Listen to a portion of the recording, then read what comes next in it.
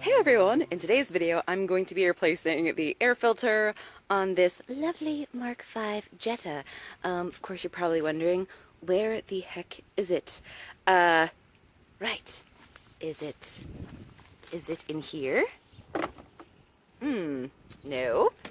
Is it well, if we're following the air in, it's gotta be under this? Good question. Let me show you. The tools you're going to need for this job are some channel locks, or even better, if you have them, the type of pliers for this style hose clamp, which I'm assuming the regular person watching this video is not going to have. So let's just say channel locks for now. Actually, the specific tool that I'm referring to is something like this. And the end here has these two little tabs that are specifically designed to hold a hose clamp that's this style in it, like so. And then it's got this really awesome locking mechanism at the base here so that when I squeeze, it'll hold that clamp in place in the open position. Now, you don't need one like this that's like a million years long. I use this one specifically for like lower radiator hoses and stuff like that. However, I will link to where I bought this tool and show you some others, just so that if after you watch this video and you replace the air filter on your Jetta and suddenly you just get inspired to do a lot more work, just know these style clamps are pretty much all over Volkswagens. So it's definitely worth an investment in a tool like this. However, for the sake of this video, we'll carry forth with the channel lock. A 90-degree pick, a number 2 screwdriver. I happen to have my stubby, but any screwdriver will work. And then, as a little icing on the cake, a little Sill Glide. Now that we've got this cover off, this piece is actually going to come off, and you can either use a little Torx bit here, a T20, or if you don't have a T20, which some people don't, another thing you can do is you can just disconnect this piece by undoing this little tab here, and then also you can see that there are little feet down inside there. So see how that attaches right there, and then down there, that's another way that you can separate the two. And actually, I do have a T20 with me, so it would be easy for me to detach it there, and it would be easy for you as well. But let me just show you really quickly how to do it in case you don't have a T20. Okay, so I'm just going to push in that little tab right there. I'm going to do the same on this other side. Oops, sorry guys, can you see right there? And then that just lifts it right out of there. That's step 1. Step 2 is we're actually going to be lifting off this entire piece. So in order to do that, we're going to have to disconnect this electrical connector, and then also disconnect this piece right here. So I've got my little pick here, and what you're supposed to do is just be able to push this in and pull it out. But does that ever work? No. I'm putting my 90-degree pick in there, and I'm just sort of pushing out, which seems counterintuitive, but in theory you're going to be pushing on this tab, but that never works, right?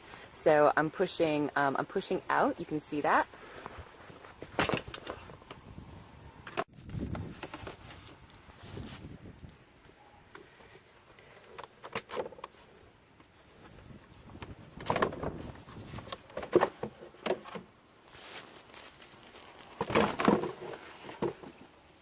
It's a little harder to do with one hand. Sorry, y'all, I forgot my tripod today.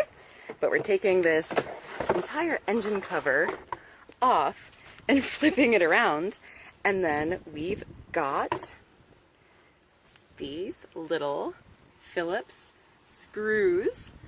I'm going to undo those. This is going to come off, and my air filter is going to be right behind here. Now that all 5 screws are loose, you actually don't have to take them all the way out. They can stay in there. You just lift it up, and there is our old filter. And in case you're wondering what I was going to use this for, just put a little dollop on my finger. And then what I do is this little rubber guy right here, just got to put a little lube in there. So these guys sit on these. And actually over time, these can get really, really, really hard, and it's actually kind of hard to pop them off, and you can actually crack this entire air filter housing and engine cover if by pulling on it too hard. So if you just lube these up a little bit, it makes it a lot easier to pop off, and it'll make it a little less likely that you or the next person will break this when you go to pull it off. There we are. Now that I've got my beautiful new air filter in there, I'm just going to be lining up these little feet with these little tabs, like so. Here we go. See what I mean? It's all in there. And then my screws are going to line up perfectly. And then we're just going to put the cover back on. And we do that by lining up those little back tabs first. It's the easiest way. And then slowly lowering it down onto those front tabs. We're not going to forget to plug this guy back in.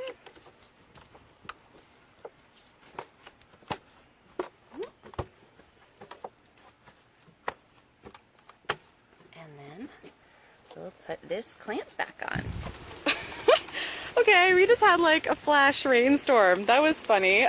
Good thing I had my tent today.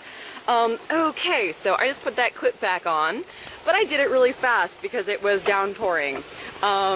Next step is you're gonna put this back on. So you're just gonna line up those bottom feet first because that's the easiest way to do it. Okay, and then don't forget this guy. Ah, flash flood season in Texas. Da, da, da, da. There we go, that's good. And then just of course check to make sure that that's on there tight, double check everything, and we look good to go. And this engine bay just got a little bath, but that's all right, it could use it, I suppose. And there's our air filter service.